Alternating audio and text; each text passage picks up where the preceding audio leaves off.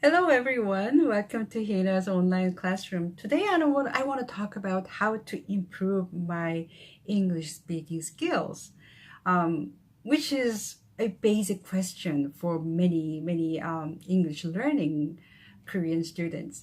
But I find many Korean students really love to aspire to learn English and to speak English really well, but um, I'm not seeing actually they are using the most efficient tool, which is basically speaking. Yes, practice. Practice, practice, and practice. That's to improve your English for sure. So let's talk about how we can reach our goal, that is basically speaking good English, speaking really good English, so we can impress everybody. Okay, so it wasn't an easy path even for me to to reach a certain point where I feel, oh, okay, maybe I speak better than I did, years ago. Okay, yes, it's so basically arduous path to it's just not only basically I will study very hard, right? It's also I will learn and I will practice and I will face my fear daily basis. So today I really want to talk about how we can do that more efficiently. Okay, because I understand many of you are trying really hard to learn in the first place, and learning is really important. Yes, that's the first step. You gotta learn. You gotta learn vocabularies. You gotta, you gotta learn the skills. You gotta learn grammar, everything. Yes, they are very important. Okay, but at the same time, when you learn something, you really need to practice that by speaking, by communicating. So put yourself in a place where you really need this language. Okay, so especially for Korean students who are basically currently residing in Canada and trying to figure a way to improve their English speaking skills, the best way is to put yourself out there. Okay, get yourself out of your comfort zone. Just get out there and just try to communicate. It really doesn't matter if you have a friend that you can meet up with every day, or if it's just a total stranger, but still you need to communicate with. I hope you understand what I'm talking about, okay? You know, like, put yourself on the road and, allow yourself to get lost, okay? And just grab anybody and, ask the way out, to ask the way to reach your destination.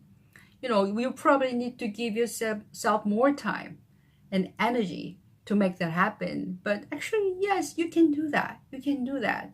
It's just I sometimes find some Korean students a little too self-conscious. So they just don't want to embarrass themselves and they'd rather not ask and check on their mobile phone map and, to figure out where to go. I see that all the time. But just don't be shy. Just talk to people, ask people. Okay? That is very important because especially for Korean students who wants to make, local Canadian friends, there is no way you can make that happen unless you talk first. Okay? Because they wouldn't come and talk to you first. Sometimes they do, but not very often because Canada is a very different country from some other European countries. I understand that, when you, I'm pretty sure some of you are experienced in traveling in Europe, some European cities, European countries, you do get catcalled and somebody, somebody love to talk to a exotic Asian girl or Asian guy.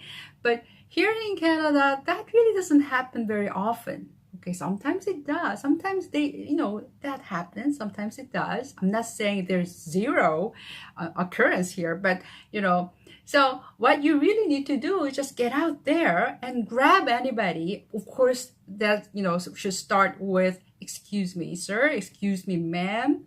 I'm sorry to bother you. and start with these things and make yourself, look respectful and polite, and just, and get on your business, okay? Ask for help. So that's really, really important. To make that happen, just don't get lost in North York or Christie area. Get something somewhere else, okay? Just give yourself a chance to get rid of your fear, okay? So that is very important. And I do see many Asians, especially, crossing their arms like this, like they are not, as if they are not interested in others. It just, but this really doesn't work when you are making friends, okay? Because you look so closed off with your arms crossed,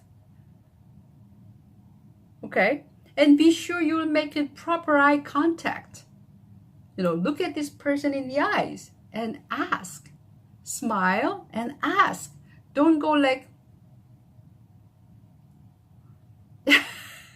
because that really doesn't help you, okay? So while you're on the street, be sure you ask, of course, with a proper excuse, proper mannerism, okay? So that's how you start talking.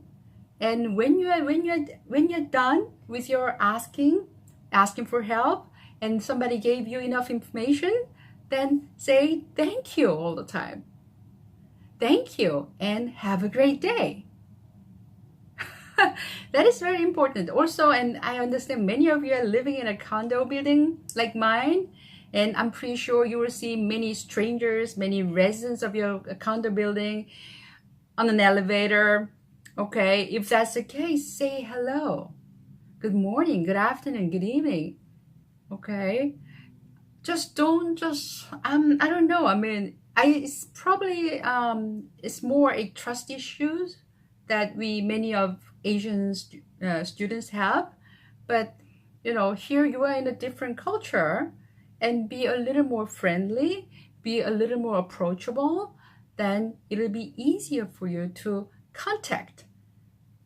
make a contact with people who actually are living in this area. Because when you don't look at them and when you avoid the eye contact, it's a sign that says, I'm not interested in you, so please don't talk to me. So make sure that you are approachable enough, okay? Make sure that you are open for communication. So that'll help you immensely, socially, of course.